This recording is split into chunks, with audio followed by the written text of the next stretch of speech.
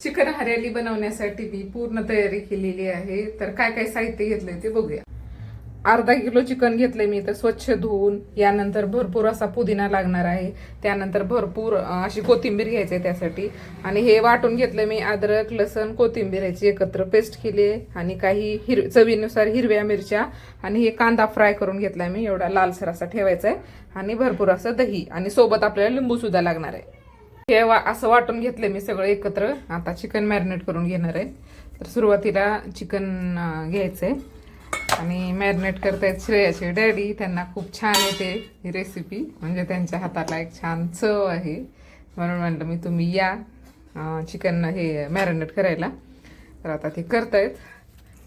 अद्रक लसणाची पेस्ट ना दह्यामध्ये अगोदर व्यवस्थित मिक्स करायची, तरच ते चिकनला सगळ्या ठिकाणी लागतं, कारण दही पातळ असते ना. मसाला लागणार आहे तर ती टाकून घेणार आहेत आता. शहाजिरा, दालचिनी, इलायची, लवंग याची पूर्ण त्याची पावडर आहे. तर आता 5 मिनिट लावून ठेवले होते लसण अद्रक कोथिंबीर. त्यानंतर लगेच गरम मसाला लावून घेत आहे. अगदी थोडासा लागणार आहे, जास्त नाही.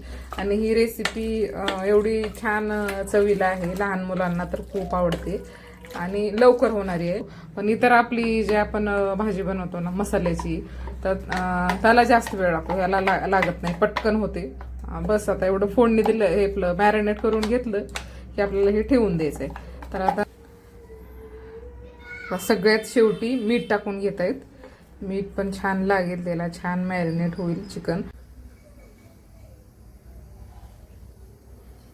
तेल गरम झाल्याच्या नंतर एक एक पीस याच्यामध्ये सोडायचे.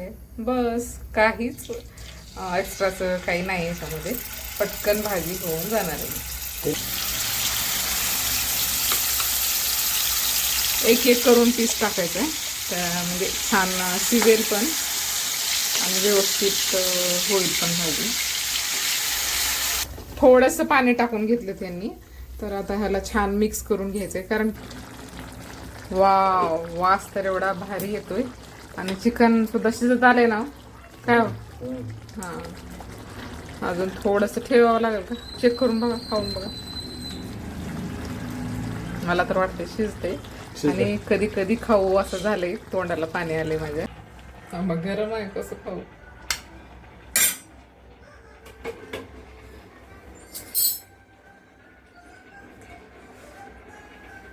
गरम आहे. कसं झालंय? एक नंबर. थँक्यू.